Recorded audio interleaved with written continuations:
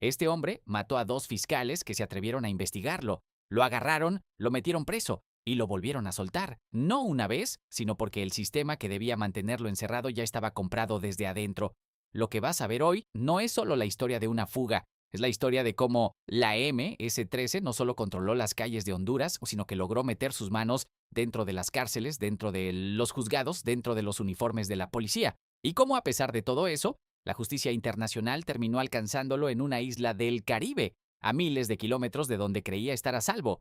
Revisamos expedientes judiciales en Honduras, informes clasificados de inteligencia penitenciaria, registros del FBI y la DEA, y las investigaciones más profundas hechas sobre la MS-13 en Centroamérica para reconstruir esta historia completa. Si alguna vez viste a un vecino tuyo desaparecer de la noche a la mañana, si conociste a alguien que pagó renta hasta que no pudo más, si creciste en una colonia donde los hipotes de la Mara mandaban más que la policía, este documental te va a explicar exactamente por qué eso era posible y cómo funcionaba el sistema que lo permitía, porque el Porky no era solo un pandillero con poder, era la prueba de que en Honduras, durante años, hubo gente con uniforme, con toga y con credencial oficial que trabajaba para la misma organización que sembraba el terror en las colonias. Todo el mundo sabe que la MS-13 era peligrosa, pero este hombre nunca necesitó disparar un arma para mantener su poder.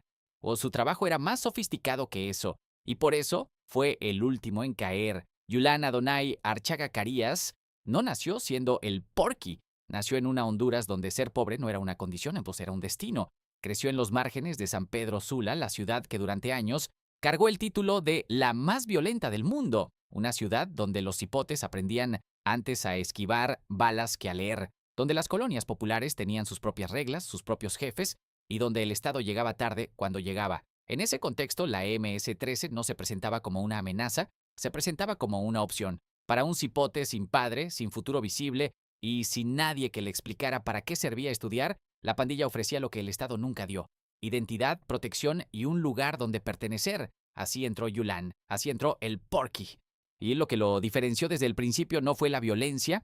En una pandilla la violencia la tiene cualquiera. Lo que lo diferenció fue la cabeza. Desde joven mostró una capacidad que pocos en su entorno tenían: entender cómo funcionaban las cosas más allá de la calle, cómo se movía el dinero, cómo se compraba silencio, cómo se construía poder sin que nadie pudiera señalarte directamente. Aprendió el oficio de las armas en una armería, aprendió a limpiarlas, a repararlas, a fabricar piezas desde cero, pero lo que realmente construyó no fue un arsenal, fue una estructura. Mientras otros pandilleros pensaban en el día a día, el Porky pensaba en años. Mientras otros cobraban renta en una esquina, él diseñaba sistemas. Entendió algo que muy pocos líderes de pandilla entendieron en esa época: que la violencia sola no sostenía el poder. O lo que sostenía el poder era el miedo administrado, la amenaza precisa, el castigo selectivo y, sobre todo, la capacidad de tener gente de su lado donde nadie esperaba encontrarla.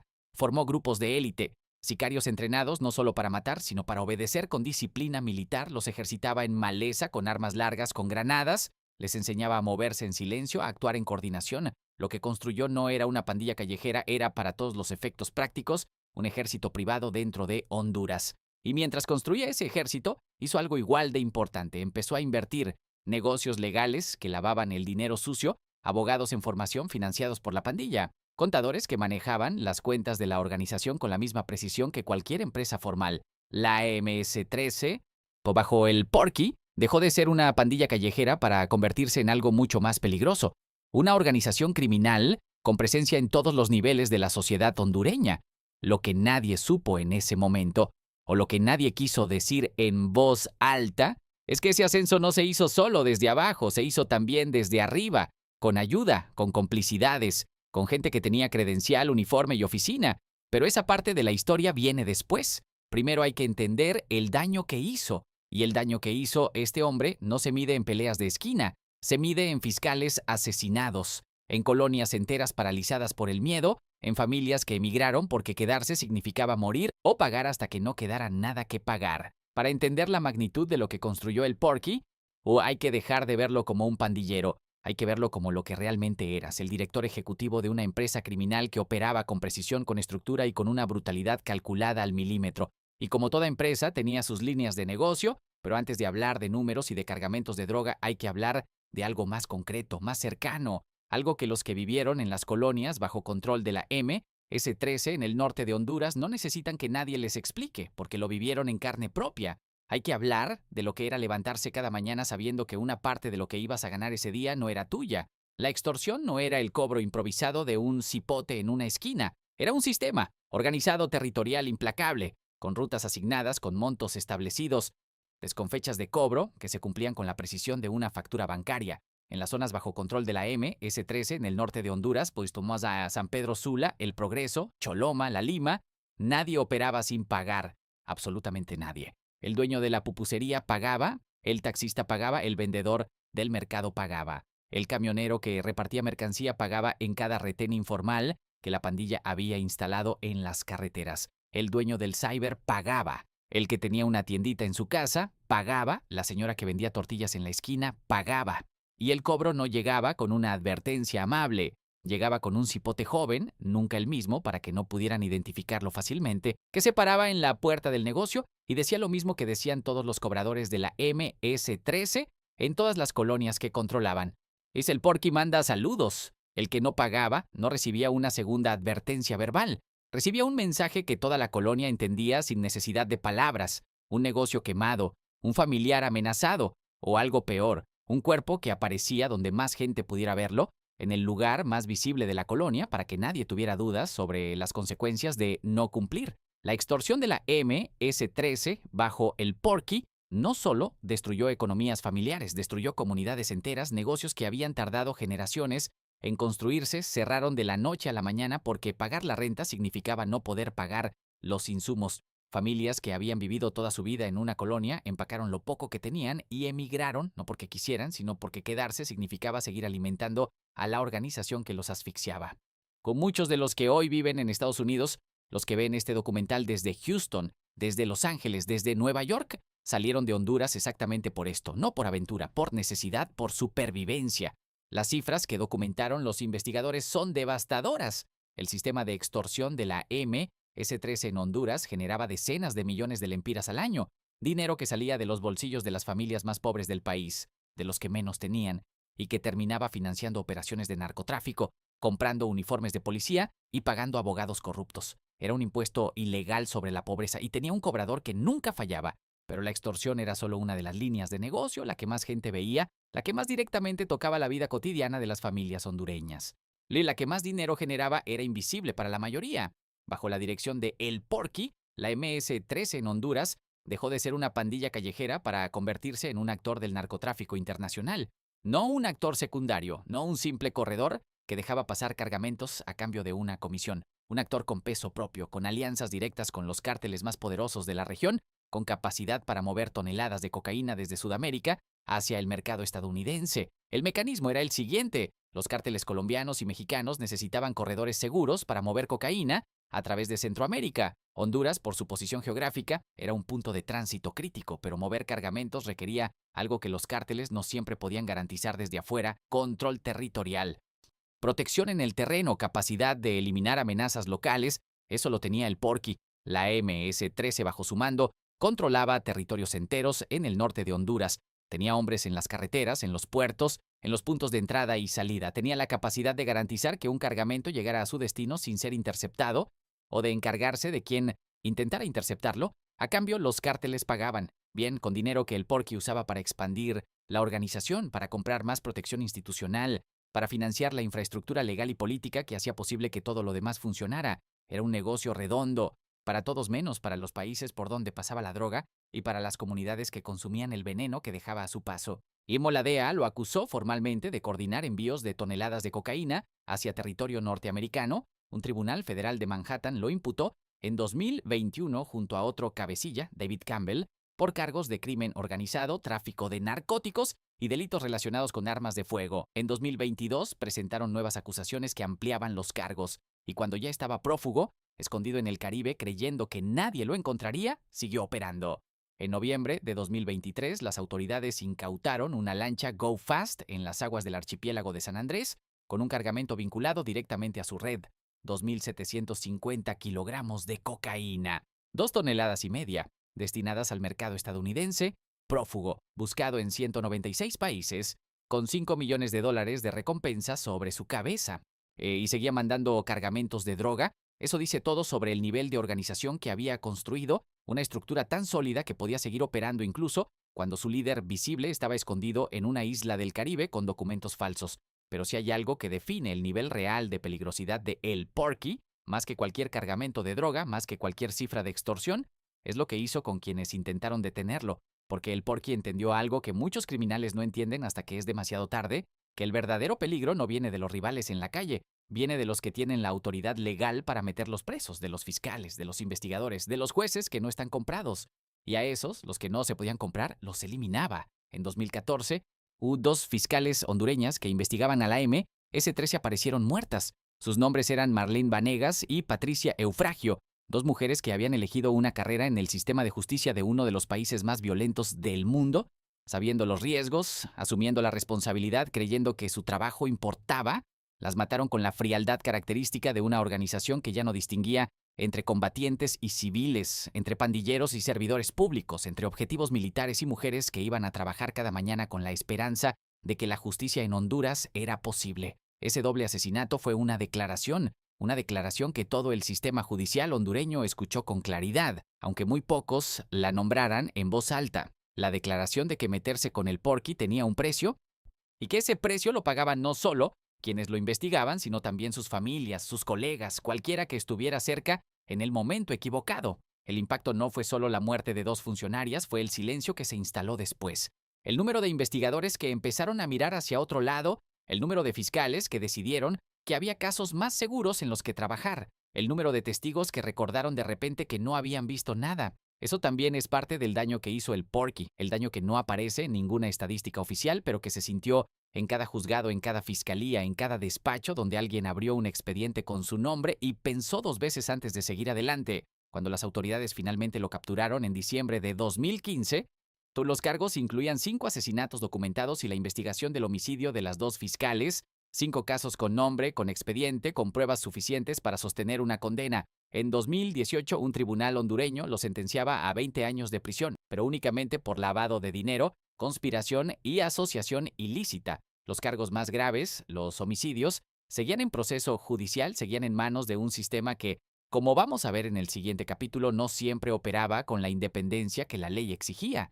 20 años de condena para un hombre con ese expediente, en un país donde los fiscales que lo investigaban aparecían muertos. Y aún así, con esa condena encima, con esos cargos pendientes, con todo ese expediente acumulado, el Porky siguió operando desde adentro de la cárcel, siguió dando órdenes. Indy siguió moviendo dinero, siguió construyendo la red, que 2 años después le permitiría salir caminando de un juzgado en el Progreso, mientras 4 policías caían muertos a su alrededor. Porque el problema nunca fue solo el Porky, el problema era lo que había detrás de el Porky, lo que lo sostenía, lo que le daba oxígeno desde adentro del sistema que supuestamente debía contenerlo. Y eso, la capa que ningún canal de 8 minutos tiene tiempo de desarrollar, es exactamente lo que viene ahora. Hay una pregunta que mucha gente se hizo el 13 de febrero de 2020, cuando vio las imágenes de la fuga circular por todos los medios de Honduras. Una pregunta simple, casi obvia. ¿Cómo es posible? ¿Cómo es posible que 80 pandilleros, 25 vehículos y 20 sicarios disfrazados con uniformes militares casi perfectos llegaran hasta los juzgados de El Progreso sin que nadie los detuviera antes? ¿Cómo es posible que el hombre más peligroso de Honduras fuera trasladado ese día en camionetas, no en helicóptero, como era el protocolo, casi sin escolta, a un juzgado que ni siquiera llevaba la causa que se iba a ver ese día? La respuesta no es complicada, pero sí es indignante, porque la fuga del Porky no comenzó el 13 de febrero de 2020 en los juzgados de El Progreso. Comenzó meses antes, dentro de la cárcel de máxima seguridad de Támara, desde adentro del sistema que debía mantenerlo encerrado. Y para entender cómo fue posible, hay que entender primero cómo funcionaba Támara por dentro.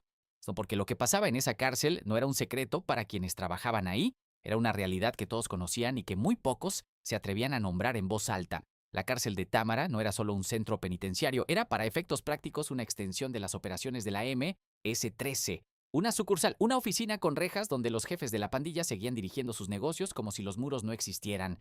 Los pandilleros presos no dejaban de operar cuando entraban, simplemente cambiaban de ubicación. Desde las celdas, coordinaban extorsiones en colonias a kilómetros de distancia, recibían visitas que entraban con instrucciones y salían con órdenes, hacían llamadas que movían cargamentos de droga, ordenaban asesinatos de testigos, de rivales, de cualquiera que representara un problema para la organización.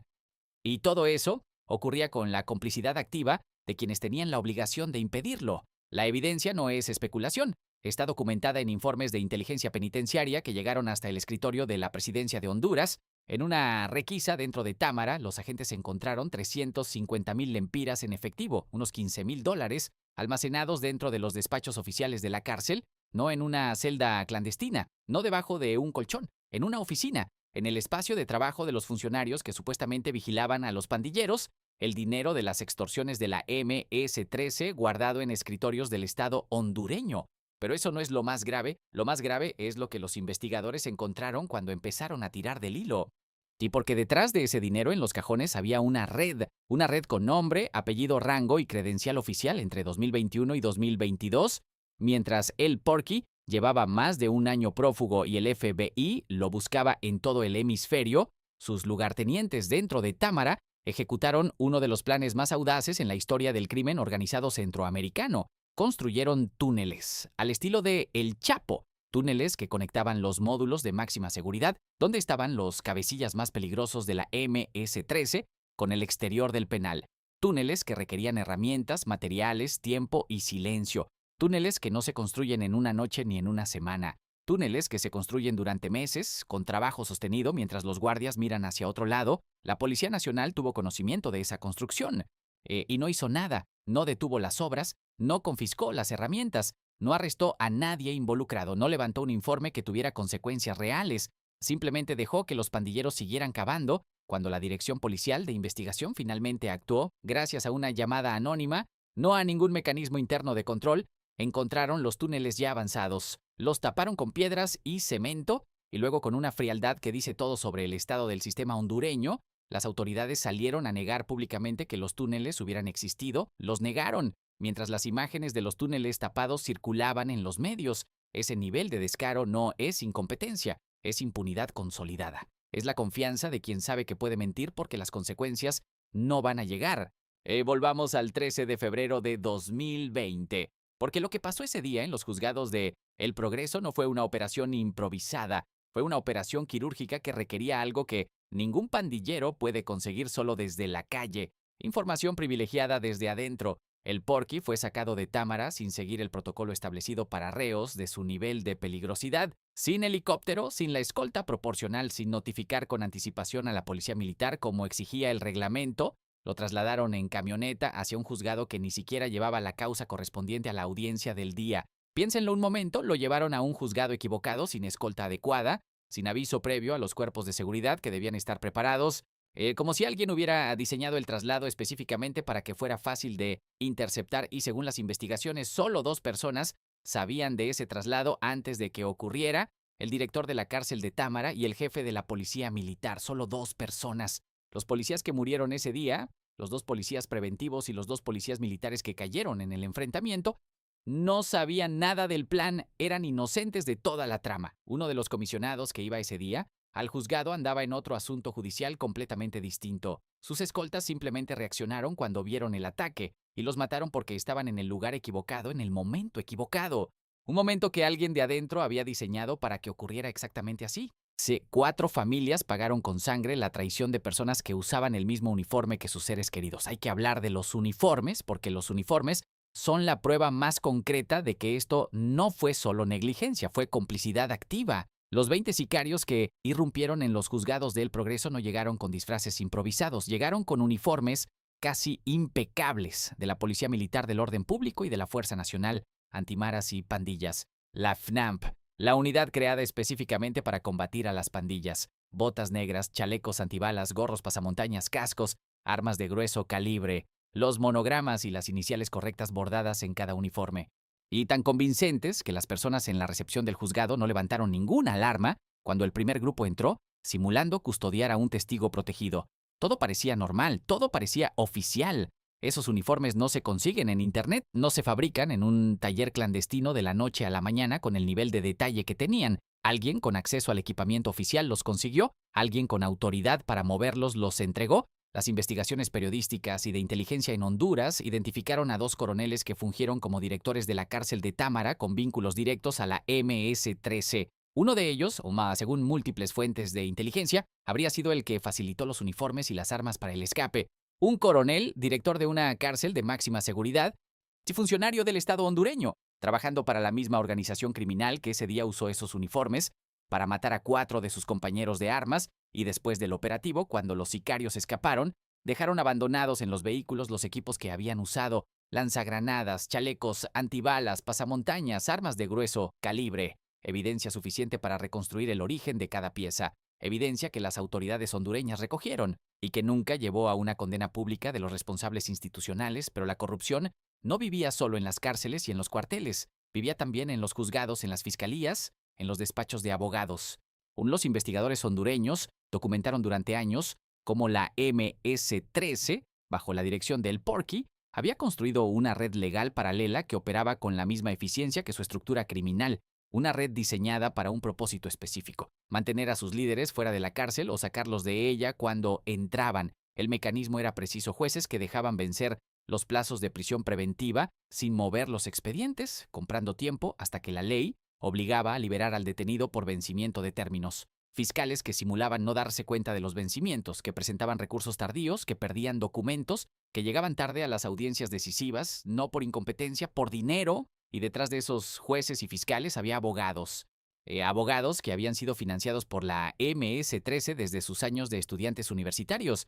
El Porky invirtió en su propia defensa legal antes de necesitarla, pagando matrículas, libros y gastos de vida de jóvenes en facultades de derecho que años después aparecerían firmando recursos de apelación para sus líderes, una inversión a largo plazo con retorno garantizado. La Comisión Interventora de Cárceles lo describió sin eufemismos en su informe oficial al gobierno hondureño. Sus palabras fueron duras porque la realidad que describían era dura. Habló de la incapacidad, la negligencia, la complicidad e incluso el involucramiento directo de la Policía Nacional en todos sus niveles jerárquicos. Y pues se habló de policías y agentes penitenciarios que participaban por acción y por omisión en las redes de corrupción que financiaban el terror contra el propio Estado que juraron defender, por acción y por omisión. Esa distinción importa, porque significa que algunos lo hacían conscientemente a cambio de dinero, con pleno conocimiento de a quién servían, y otros simplemente miraban hacia otro lado, demasiado asustados, demasiado cómodos o demasiado cómplices para levantar la voz. Ambos grupos hicieron posible lo mismo. Y los que sí intentaron levantar la voz, los que se atrevieron a decir en público lo que todos sabían en privado, pagaron un precio concreto. Ya vimos lo que pasó con las fiscales Marlene Vanegas y Patricia Eufragio, asesinadas en 2014 por investigar a la MS-13, pero no fueron las únicas. Abogados que denunciaron vínculos entre el gobierno y el crimen organizado recibieron amenazas telefónicas, anónimos con descripciones precisas de sus rutinas diarias, mensajes que demostraban que quien los enviaba sabía exactamente dónde estaban y a qué hora. Algunos callaron, algunos salieron del país y algunos siguieron hablando, y la muerte se les acercó de maneras que dejaban claro que no era una advertencia, sino una cuenta regresiva. Eso es lo que hace a este caso diferente a cualquier historia de pandilleros en una esquina. El Porky no solo controlaba las calles, controlaba el silencio. Había construido un sistema donde denunciar tenía un costo que muy pocos estaban dispuestos a pagar, y ese sistema funcionó durante años porque tenía cómplices en cada nivel del Estado hondureño. Todo ese sistema, los coroneles, los directores de cárcel, los jueces silenciosos, los fiscales lentos, los abogados comprados, los guardias cómplices, fue lo que mantuvo a El Porky operando durante 11 años. Fue lo que hizo posible la fuga más sangrienta en la historia judicial de Honduras. Y fue lo que los 4 policías que murieron ese 13 de febrero nunca supieron que existía. Ellos llegaron a hacer su trabajo y encontraron una emboscada que alguien de adentro había diseñado para que funcionara exactamente así. Pero después de la fuga, el Porky tuvo que desaparecer. Y lo que hizo durante 5 años, cómo se movió, dónde se escondió, cómo siguió operando mientras el mundo entero lo buscaba, es igual de revelador que todo lo que acabamos de ver. Eso viene ahora. 5 años, eso es lo que duró la huida del Porky. 5 años en los que el FBI lo buscó en 196 países. 5 años en los que el gobierno de Estados Unidos ofreció $5 millones por información que llevara a su captura. 5 años en los que circularon rumores de que estaba en Nicaragua, de que había cruzado a México, de que ya estaba muerto. Ninguna de esas versiones era cierta. La verdad era más sencilla y más reveladora que cualquier rumor. El Porky no se había ido lejos. No había construido una nueva identidad en algún país lejano. Había encontrado un rincón del mundo donde creía que nadie lo buscaría. Un lugar donde el sol, el mar y el dinero podían comprar silencio. La isla de San Andrés, Colombia. San Andrés es un archipiélago colombiano en el Caribe. Pequeño, turístico, conocido por sus aguas color turquesa y sus hoteles. o no es el tipo de lugar donde uno esperaría encontrar al líder más buscado de la MS-13 en el hemisferio occidental y precisamente por eso lo eligió. Desde 2022, 2 años después de la fuga, el Porky se había instalado en la isla usando documentos falsificados. Había construido una red de apoyo local que le proporcionaba seguridad y logística, y había retomado lo que nunca dejó de ser su negocio principal, el tráfico de cocaína. Desde el Caribe, con acceso directo a rutas marítimas, establecía nuevas alianzas con grupos criminales locales y coordinaba cargamentos destinados a Estados Unidos. En noviembre de 2023, las autoridades incautaron una lancha Go Fast en las aguas del archipiélago. A bordo, 2.750 kilogramos de cocaína vinculados directamente a su operación.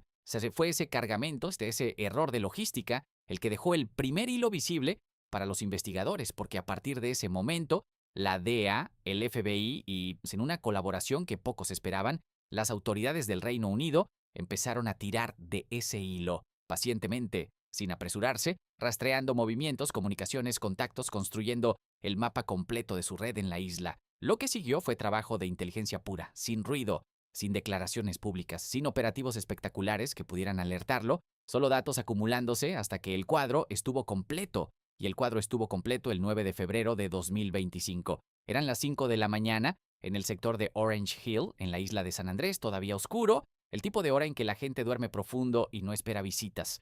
Y fuerzas especiales colombianas, respaldadas por la DEA y agentes británicos, rodearon la posición donde se escondía el Porky. No hubo resistencia armada, no hubo tiroteo, no hubo la fuga cinematográfica de 2020. Esta vez no había uniformes falsos que confundieran a nadie. Esta vez no había director de cárcel que hubiera filtrado el plan. Esta vez la operación fue limpia, silenciosa y definitiva. Yulan Adonai Archaga Carías, el Porky, fue detenido en flagrancia por cargos de narcotráfico, bajo orden judicial de la Corte Distrital de los Estados Unidos para el Distrito Medio de Florida. Lo trasladaron de inmediato en un avión institucional de la Policía Nacional Colombiana hacia Bogotá, sin escalas y sin demoras, sin margen para que ninguna red de complicidades pudiera intervenir esta vez. El hombre que había costado más de $800,000 sacar de un juzgado hondureño, el hombre por quien el FBI había ofrecido $5 millones de recompensa, el hombre que había ordenado matar a 2 fiscales y que de manera indirecta había provocado la muerte de 4 policías el día de su fuga. Ese hombre estaba ahora esposado en un avión rumbo a la justicia, pero lo que vino después de la captura, lo que reveló el proceso judicial, lo que dejó en evidencia sobre el alcance real de su red, es lo más perturbador de toda esta historia, y es lo que nadie está contando completo. Hay algo que los titulares de febrero de 2025 no contaron. Todos celebraron la captura, todos pusieron la foto del Porky esposado, todos hablaron de los $5 millones de recompensa de la DEA, del FBI, de la operación en el Caribe. Y estaba bien celebrarlo yo porque capturar al líder más buscado de la MS-13 en el hemisferio es una victoria real, pero nadie hizo la pregunta que importa. ¿Cómo es posible que un hombre con alerta roja de Interpol, activa en 196 países, buscado por el FBI, perseguido por la DEA, con $5 millones de recompensa sobre su cabeza, haya vivido tranquilo en una isla turística del Caribe durante 3 años sin que nadie lo entregara? La respuesta está en lo que ya vimos, pero proyectada hacia adelante. El Porky no sobrevivió 5 años prófugo por suerte. Sobrevivió porque la red que lo protegió dentro de las cárceles de Honduras, dentro de los juzgados, dentro de los uniformes de la policía, esa misma red tenía ramificaciones que cruzaban fronteras, abogados, contadores, contactos en Nicaragua, a alianzas con grupos criminales en Colombia, una estructura financiera construida durante décadas que no desapareció cuando él cruzó la frontera. Y esa estructura sigue existiendo, porque el Porky era el jefe visible, pero una organización que llegó a este nivel de penetración institucional, coroneles comprados, jueces silenciados, fiscales asesinados, directores de cárcel trabajando para la pandilla, no depende de un solo hombre para sobrevivir. Los 2 coroneles vinculados a la fuga de 2020 no están presos. Los jueces que dejaron vencer plazos de prisión preventiva para proteger a miembros de la MS-13 no han enfrentado cargos significativos. No, el sistema que hizo posible que un hombre condenado a 20 años de prisión se escapara en camioneta con escolta mínima hacia un juzgado equivocado, ese sistema no fue desmantelado con la captura en San Andrés. Fue expuesto, pero no desmantelado. Y aquí es donde la historia de El Porky deja de ser solo la historia de un pandillero hondureño y se convierte en algo que debería preocuparnos a todos los que venimos de esta región, a todos los que crecimos sabiendo que el problema no era solo la pandilla en la esquina, era lo que había detrás de la pandilla, lo que la sostenía, lo que le daba oxígeno desde adentro del Estado, El Salvador lo entendió antes que nadie. El presidente Nayib Bukele no solo cambió la estrategia de seguridad, que cambió la lógica completa. Entendió que perseguir pandilleros sin limpiar el sistema que los protegía era como tapar un hueco haciendo otro. Por eso el régimen de excepción no fue solo una operación policial, fue una declaración de que la complicidad institucional tenía un costo, que usar un cargo público para proteger a la escoria que aterrorizaba a las familias salvadoreñas iba a tener consecuencias. Honduras todavía está procesando esa lección. Lo que sí es definitivo es esto. El Porky va a enfrentar la justicia de Estados Unidos. Los cargos federales que lo esperan en la Corte Distrital de Florida incluyen crimen organizado, narcotráfico y delitos relacionados con armas. No hay sistema corrupto que pueda intervenir esta vez. No hay director de cárcel que filtre el traslado. No hay coronel que entregue uniformes. Sammy, el hombre que creyó durante 11 años que era intocable, que mató fiscales, que compró coroneles, que organizó la fuga más sangrienta en la historia del sistema judicial hondureño, está ahora donde siempre debió haber estado. Sin opciones, sin red, sin escape. Y los 4 policías que murieron el 13 de febrero de 2020 en los juzgados de El Progreso, los que llegaron a hacer su trabajo sin saber que adentro ya todo estaba vendido, tal vez hoy, desde donde están, pueden ver que la justicia llegó tarde. Pero llegó, este caso cerró, pero el sistema que lo hizo posible sigue siendo una pregunta abierta en Honduras. Y hay otra historia, igual de perturbadora, igual de reveladora, que muestra hasta dónde llegó la MS-13 para moverse sin que nadie los detuviera.